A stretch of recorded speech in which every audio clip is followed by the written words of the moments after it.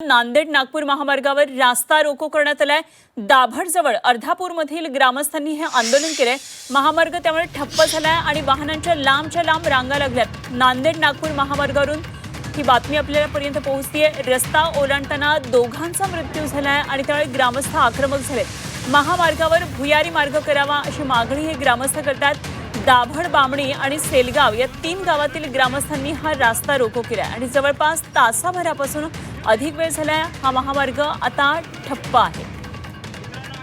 नांदेड नागपूर महामार्गावरून गावकऱ्यांची ही थेट दृश्य आपण पाहतोय। आक्रमक आहेत गावकरी आणि रस्ता रोखून धरलेल्या अर्धापूरमधल्या ग्रामस्थांनी आंदोलन केलंय।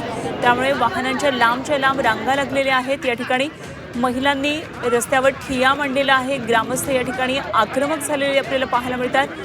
2 जणांचा रस्ता ओलांडताना मृत्यू झाला। त्यामुळे या ठिकाणी भुयारी मार्ग असावा अशा प्रकारे ग्रामस्थांची मागणी आहे।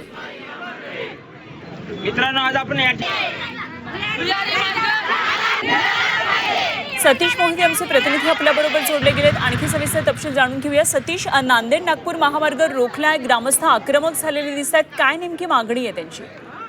नांदेड नागपूर जो राष्ट्रीय महामार्ग आहे, या महामार्गावर दाभड जे एक ठिकाण आहे, या ठिकाणी 3 गावांचे रस्ता या ठिकाणी येऊन मिळतात आणि या 3 गावाचा बामणी, सेलगाव आणि दाभड या 3 गावच्या ग्रामस्थांना दररोजचा प्रवास जो आहे तो याच राष्ट्रीय महामार्गावरून करावा लागतो। शेतामध्ये जाण्यासाठी या ग्रामस्थांना हा राष्ट्रीय महामार्ग ओलांडावा लागतो, परंतु हा राष्ट्रीय महामार्ग ओलांडताना अनेक अपघात झालेले आहेत। मागच्या एका महिन्यात जवळपास 3 महिलांचा मृत्यू झालेला आहे, तर 15 दिवसात 2 महिलांनी आपला जीव गमावला आहे। त्यामुळं या राष्ट्रीय महामार्गावर या ठिकाणी भुयारी मार्ग करावा या मागणीसाठी या 3 ग्रामस्थांनी आज रास्ता रोको आंदोलन केलेलं आहे। तात्काळ जर ही मागणी पूर्ण झाली नाही तर यापुढे यापेक्षाही तीव्र आंदोलन करण्याचा इशारा या ग्रामस्थांनी दिला आहे। जवळपास 1 तास हा राष्ट्रीय महामार्ग या ग्रामस्थांनी रोखून धरला होता।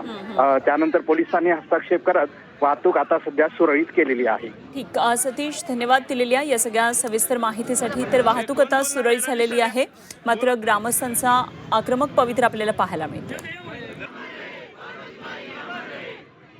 मित्रांनो, आज आपण